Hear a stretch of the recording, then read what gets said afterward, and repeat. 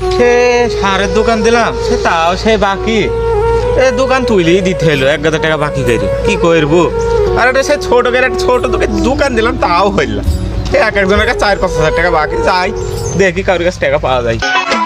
শক্তি নাই রে বুড়ার গায়ে, তেল মাখতে হয় হাতে পায়ে।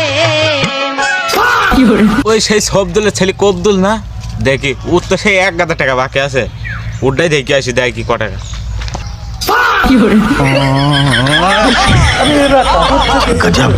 সবদুল এই কিনাই দিনি পাশে রে, ওতে 1,000 টাকা পাবে। দোকানদারের সাথে এই সময়তে দেখা হইলে দেখা যাক কি বলে, আসুক।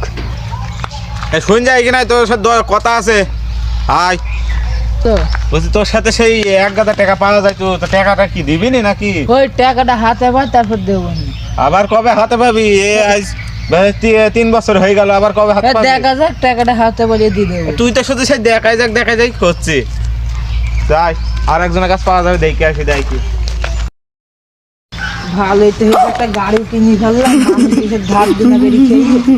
যাই হোক, ভালোই তো হইলো। এখন দেখি ভালোই ইনকাম টিনকাম হবে, দেখা যাক।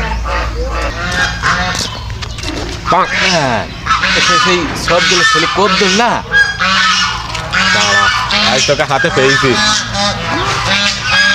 হ্যাঁ কবদুল, হ্যাঁ ভাই, কাজ যাইস না, কাজ যাইস না, 10 দিন গা ধুইনি ভাই, কাজ যাইস না। ওখান থেকে বলো আমি পারি। শুনদি কি করেছে বলো দিনি, এই গরমে নাকি 10 দিন গা ধুইনি। তাস করিস কি? ও শুনদি কি মুসি বলো দিনি, মুসি মুদ্দু ফরাস। শুন যা তোর সাথে কথা আছে, শুন যা এগিয়ে আয়। এ ভাই, আমি বুঝতে পারি তুমি কি বলবা, টাকা চাবা, বুঝছো? টাকা আমি এখন হাতে পাইনি, টাকা হাতে পাই তারপর দেবো, ভয় নেই।